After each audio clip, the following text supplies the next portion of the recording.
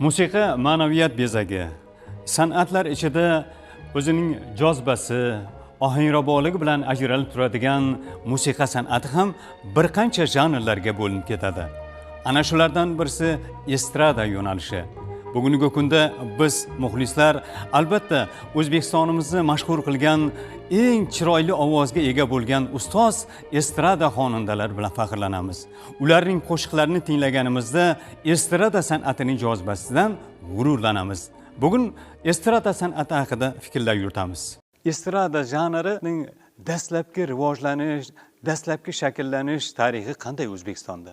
20-yillar atrofida boshlanib ketgan desak bo'ladi. Bunga misol qilib turib dastlab shu Tamara xonim va Muhiddin Qoryaqublar ijrosida ijro qilingan Ilillayar dueti misol bo'la oladi. Ular ijro qilgan boshqa shunga o'xshagan boshqa laparlar estrada shaklida, ya'ni ommabop, yengil san'at shaklida paydo bo'lgan. Shundan keyin uni rivojlanishida demak bizni Botir Zokirov juda katta xizmat qilganlar. U kishi kompozitorlar Ikrom Akbarov, Enmark Salih kabi kompozitorlar bilan ijodiy hamkorlik qilgan. Shu bilan birga chet el estradasining ashulalarini ijro qilganlar va o'zbek estradasiga asos solgan.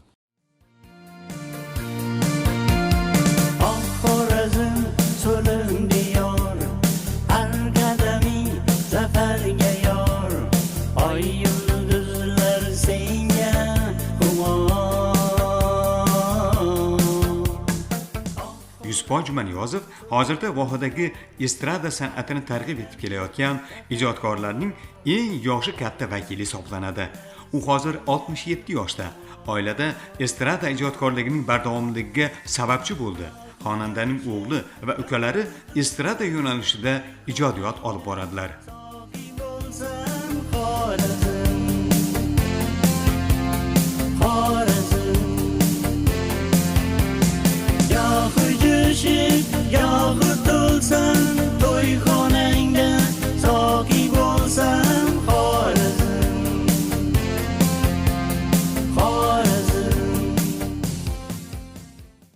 Estrada hozirgacha bor, rivojlanib turibdi. Bizlar ham yosh vaqtimizdan qiziqib, yana shuncha shoirlarimiz bor. Yoshlarda qiziqish juda katta. Estrada yo'nalishida shunday ijod qilmoqchiman deb so'raganlari biz albatta yordam berib turibmiz. Men o'zim 1-sinfda paytimda dadam Qashqar rubobini olib bergan, menga radiodan o'rganib rubob chertishni, pionerlar uyida krujok bor edi. Shu krujokka Ismoil Boyjanov degan ustamiz bor edi. Ana shunga qatnab Samandar Xudoberganovlar bor, Ozod Eshanovlarning birgalikda shu qatnab krujokka yaxshi kuylarni chalib televideniyadan kichkina vaqtimizdan qo'shiq aytib chiqqanmiz. 77-yilda Shulqomatanli fabrikaga, Ipak yuguru fabrikaga ishga kirganman. Shu yerda qarasam, ansambl bor ekan. Bu yerda Li Alek degan do'stimiz bor, koreys millati. Zo'r inson, bizning birinchi ustozimiz ham shu. Shu yerga kirgandan keyin muzikaga tushunasizmi? Men aytdim, tushunaman. Oldin Qashqarga rubob chiqqanman. Bo'lmasa ko'ramiz deb menga bas gitarani bergan. Bas gitarani chalib ko'rib, repetitsiya qilib qarasa bo'ladi. Bo'ldi. Asa ansambl olindingiz, bundan keyin ijod qilamiz birga deb o'rganib, shundan boshlanib ketgan. Shon shuhrating deb maqtay, oltining dergan paxtang, ko'zim ko'nar bo'lsang obod. Shon shuhrating deb maqtay, oltining dergan paxtang, ko'zim ko'nar bo'lsang obod. Yo'q jo'shib, yo'q to'lsam, to'yxonangda soqiy bo'lsam Xorazm.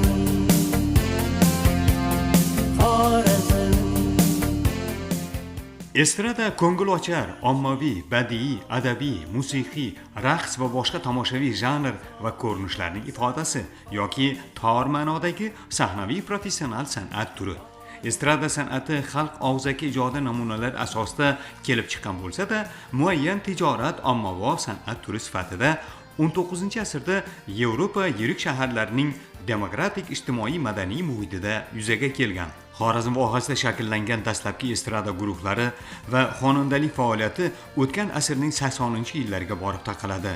Sabo, Xushro'y, Jayhun, Sevinch va Baxt estrada guruhi ijodkorlari o'zlarining jo'shqin ijro repertuarlari bilan muxlislar e'tiboriga tushdilar. 80-yildan oldingi estrada san'ati, Xorazmda estrada san'atini birinchi bo'lib turib men buni misol qilib olishim mumkin. Bastakor Ro'zbek Bekjonov yaratgan ayrim qo'shiqlar, uning ijodiy faoliyati estrada san'ati bilan bog'liq holda rivojlandi. Lekin 79-yilga kelib viloyatda davlat filarmoniyasi tashkil qilish munosabati bilan filarmoniya qoshida Sabo estrada vokal chalg'u ansambli tuzildi. Men bevosita bu ansamblning demak faoliyati bilan yaqin aloqa, chunki shu filarmoniyada direktor va badiiy rahbar bo'lib ishlaganman. Ayrim qo'shiqlarimni ijro qilgan bu ansambl. Keyin bu ansambl butun ittifoq deb aytamiz, endi o'sha davrda ko'rik tanlovda ishtirok qilib, yaxshi o'rinni egallab qaytganlar. Bu ansamblda Marat Kulmetov, Vadim Fayazov, Shohsanam Qilichov ham o'zining dastlabki ashulalarini shu ansambl bilan birga ijro qilgan. Sabo vokal chalg'u ansambl bilan juda mustahkam aloqada bo'lganmiz. Sabodir bu degan ashula yozganman. Shu ansamblning nomiga bag'ishlab turib yozilgan ashulalar. Amudaryo degan ashulam bor edi. Gavhar Matchonova ijro qilgan. Hozir Gavhar Matchonova respublikada bir yetakchi bastakorlardan biri hisoblanadi. Viloyatdagi estrada ijrochilariga to'xtaladigan bo'lsak, Yusufboy Jumaniyozovning faoliyatiga ayrim to'xtalib o'tish kerak. Bu kishi Urganch shahar ipakchilik fabrikasi qoshida Jayhun nomli estrada ansamblini tuzgan. Hozirgi davrgacha shu ansambl bilan uning ijodiy faoliyati bog'liq. Uning o'zi ham shu ansambl uchun ko'pgina asarlar yaratgan. Umuman bu ansamblning o'zi viloyatimizda katta shuhrat qozongan ansambllardan biri hisoblanadi. Shu ustozlara havas qilib boshlaganmiz san'atni. Birinchi ustozlarimizdan Adilbek Atajonov ustozimiz va ko'p ustozlarimiz bor. Bizga vaqtlarda Jayhun guruhlari bo'lar edi, Yusufamiz, Jumaniyozov, Sabo guruhlari bo'lar edi. Bize endi şu qadam qo'yib boshlab, shularni san'atına qarab havas qilib boshlaganmiz. Birinchi yozgan qo'shiqim o'zlarimizning Amudaryo haqida yozgan qo'shiqim bor edi. Amudaryo. Jo'sh urasan sho'x Amudaryo, to'lqinlaring sho'x Amudaryo degan. Shundan boshlab gruppamizda yigitlarimiz bilan shu qo'shiqni eng birinchi bizning ijodimizda chiqqan qo'shiq shu. Jo'sh urasan sho'x Amudaryo, to'lqinlaring sho'x Amudaryo. Shuni boshlaganmiz.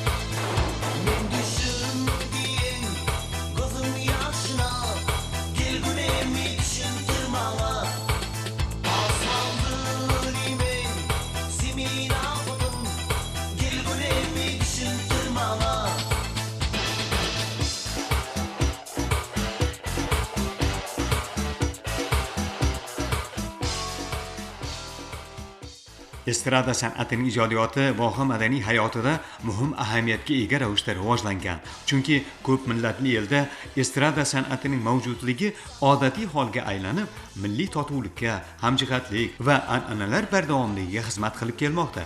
Xonanda Davron Jabborov ustoz san'atkorlarning ijodiy an'analarini mukammal egallashga intildi. Uning dastlabki ijro qilgan estrada qo'shig'i turkmancha tarona hisoblanadi. Yillar davomida izlanishlar olib qolgan xonanda ko'plab ashulalarning ijrochisiga aylandi. Uning dastlabki kuylagan turkmancha taronasi xonandaning ijodiy brendiga aylanib qoldi.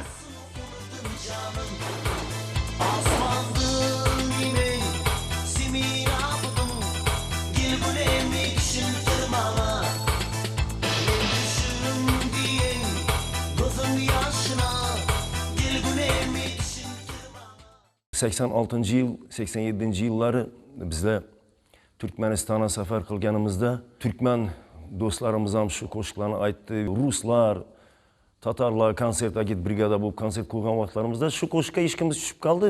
Türkmen dostlarimizdan bilmeyin ashulasini aytgandan keyin shu ashulani qo'limizdan kelgancha so'zini gelsam ozgina so'rab bilmeyin qo'shiqini bize o'zlarimiz aranjirovka qilib chiqarganmiz. Keyin shu ashulamizni bize ularga aytib berganimizda ular bahoyat xursand bo'lib qolganlar stadionda.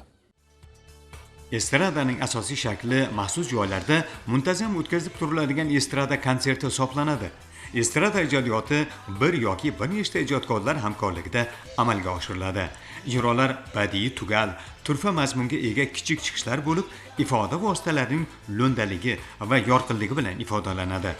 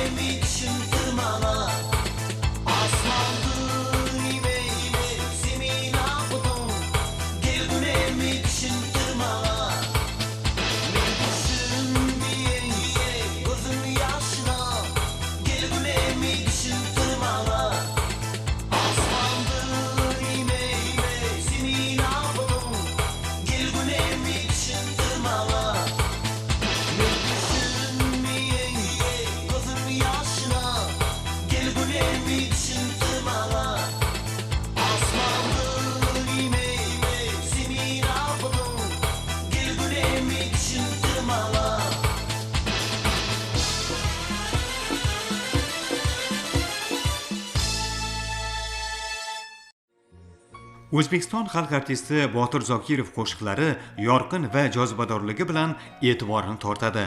Betakror va katta ijodiy mahorat bilan kuylangan Botir Zokirov qo'shiqlari barhayot navolar sifatida yangrab kelmoqda. Botir akadagi shu estrada san'atiga bo'lgan qiziqishni mezonlari nimada bo'lgan ekan, yana asosan tarixini bir o'rganib ko'rganmisiz? Botir Zokirov san'atkorlar sulolasida tug'ilgan. Katta san'atkor Karim Zokirovning o'g'illari hisoblanadi. Eng asosiysi Botir Zokirovda estradaga san'atga bo'lgan qiziqishni, demak shu san'atga o'zini bag'ishlashining asosiy sababi uning ovozi. Botir Zokirov yaratgan qo'shiqlarning o'zi har qaysining o'zi bir katta bir tarix desak, katta bir voqea desak adashmaymiz. Uning ijro qilgan arabcha tangolari deysizmi yoki bo'lmasam o'zbek kompozitorlaridan Ermark Sariqovning Sog'indijon nomli ashulasi deysizmi, G'azli Ikrom Akbarovning ashulasi deysizmi. Uning ovozidek noyob ovoz O'zbekistonda yo'q, bo'lgan emas. Estrada san'atiga, estrada qo'shiqiga shunday mos tushgan ovoz, shuning uchun ham u o'zining faoliyatini estrada san'atiga bag'ishlagan deb hisoblaymiz. Endi Botir Zokirovga kelsak, bu ustoz san'atkorlar Botir Zokirovni hamma ashulasi afsonaviy. San'atkor o'zi ustida dum katta ishlashi kerak. Buning uchun bilmagan yerini ustozlardan so'rab ijod qilish kerak. San'atkor o'z ustida ishlashi kerak. Men bir narsani aytayim, bugun bu yo'nalishda juda katta imkoniyatlar yo'lga qo'yilgan. Biza yanada shu yo'nalishni takomillashtirsak, bizada yana yetuk san'atkorlar, qo'shiqchilar, ustozlar kabi chiqadi deb o'ylayman. O'zbekiston Respublikasi Prezidentining 2020-yil 2-dekabrdagi O'zbekiston xalq artisti Botir Zokirov tavalludining 85 yilligini keng nishonlash to'g'risidagi qarorida Toshkent shahrida Botir Zokirov nomidagi Milliy estrada oliy maktabini tashkil etish, O'zbekiston konservatoriyasi joylashgan ko'chaga mashhur xonanda nomini berish, O'zbekiston Davlat filarmoniyasida Botir Zokirov nomidagi milliy estrada simfonik orkestrini tashkil etish, Botir Zokirov va Zokirovlar sulolasi haqida hujjatli filmlar yaratish, respublika teatrlarida san'atkor faoliyatiga bag'ishlangan spektakllar sahnalashtirish, Botir Zokirov nomidagi zamonaviy estrada qo'shiqchilar tanlovini o'tkazish kabi ijodiy va amaliy rejalarning belgilanganligi san'atkorning ulkan nufuz va betakror ijod sohibi ekanligidan dalolatdir. Jayhun estrada guruhi yangi avlod vakillari bilan to'lib faoliyatini davom ettirmoqda. Yusuf Jumaniyozov esa guruhda o'zining musiqa ilmida olgan ko'nikmalarini targ'ib etib kelmoqda.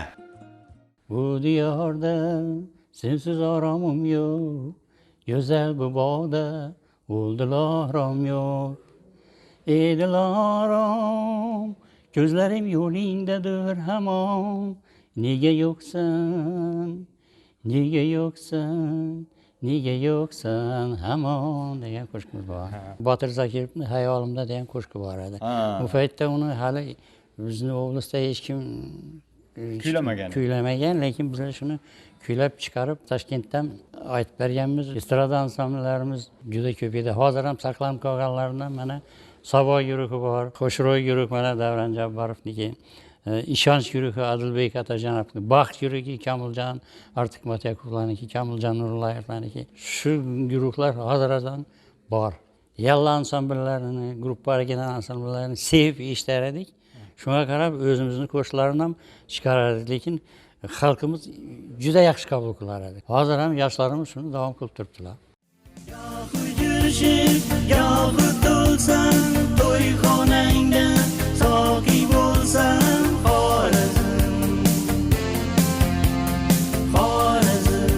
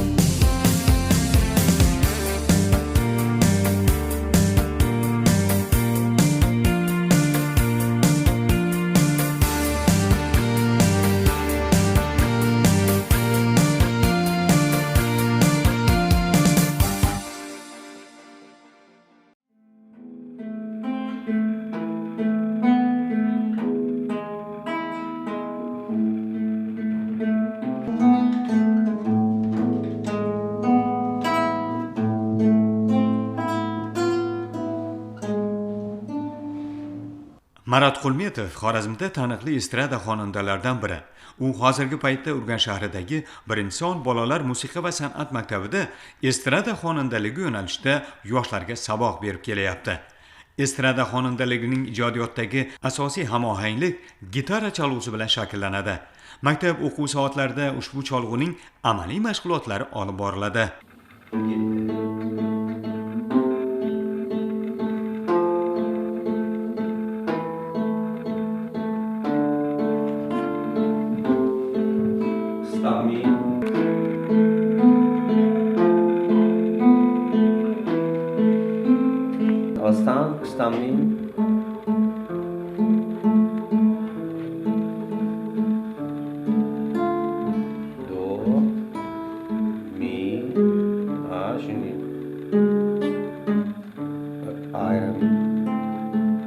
Paxtada 8. klassda gitara instrument gördüm. Şu vaxtı qiziqib yurgandim. Bir aydan keyin ansamblə girdim məktəbdə. 74-yildan beri şu estrada sahnada yürütmez yani. Birinci ustamız sınıftaşım başta yürütken şu 3 ustazım var idi. Sasha Kostyuk, Madaminov Erkin, Alimov Husayn, shular ustalar. Shavkat Xudoybirgenov bor edi bizlarda.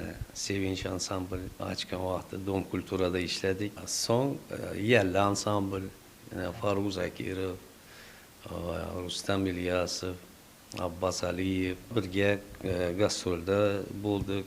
Ukrainada, Moskvada, shu vaqtlarda 80-yillarda Botir Zakirov bilan ishladik. Bizlar bilan bu yerda 1,5 oy ishladi.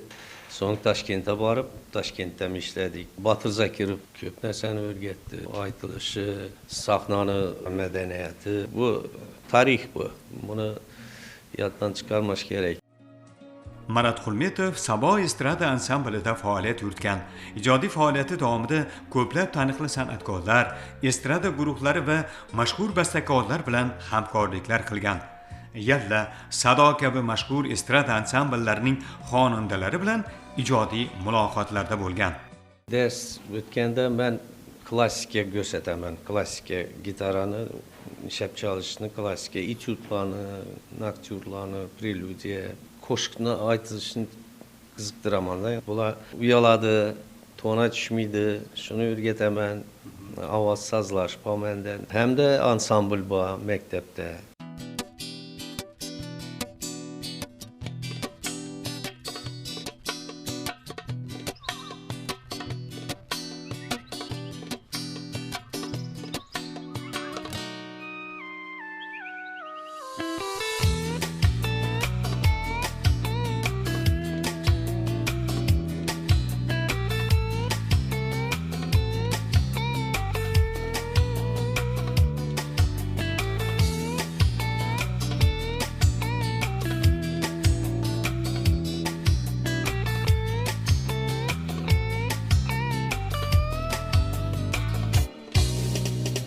Ko'nglimni makon etgan ey ahu kuzli jayron, bo'lmagin jamolingga hayron.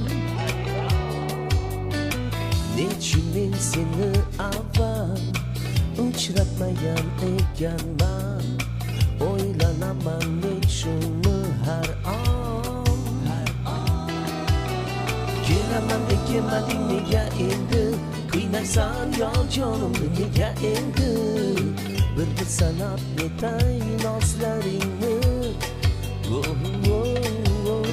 Nechun men seni avval uchratmadim, ne bo'lar bo'lsang oq ko'zli yorim, go'zallardan go'zalsan jonim.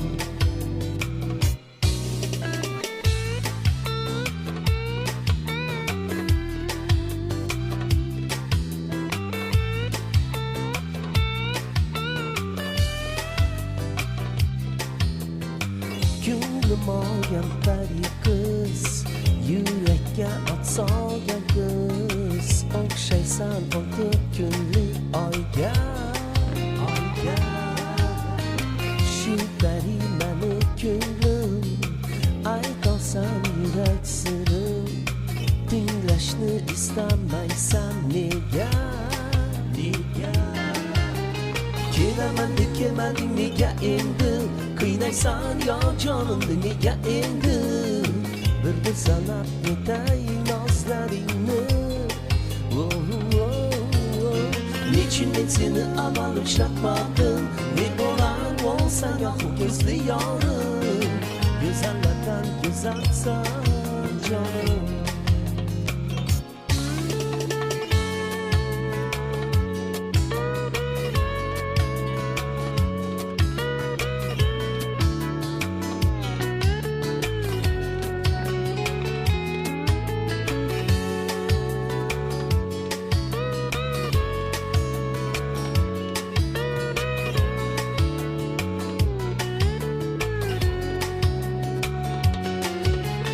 Kelaman deb kelmading nega endi, qiynaysan yo jonimni nega endi. Bir sanab netay nozlaringni. Nechun men seni avval uchratmadim, ne bo'lar bo'lsang oq ko'zli yorim, go'zallardan go'zalsan jonim. Güzellerden güzelsen canım, güzellerden güzelsen canım.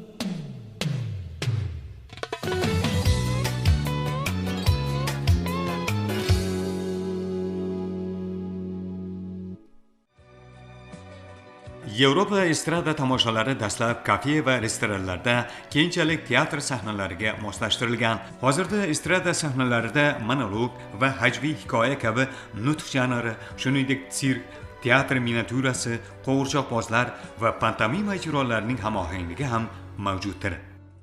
Estrada degan so'zni ma'nosi o'zi taxta supa degan ma'noni bildiradi.